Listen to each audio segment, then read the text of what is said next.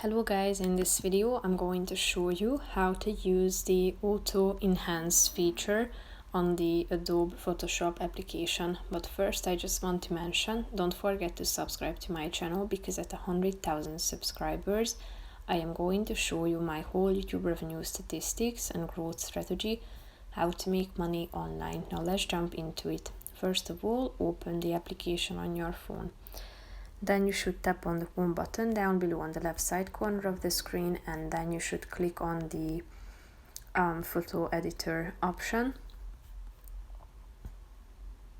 Tap on either select more photos or keep current selection and tap on the picture you would like to edit. So here you have the picture or your selfie, and then you should tap on this magic wand icon at the top of the page next to the star icon.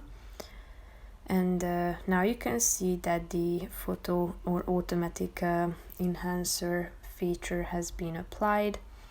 When it turns to blue, it means it is enabled, and it is applied to your selfie or picture, and when you tap on it you will be able to undo the enhance feature.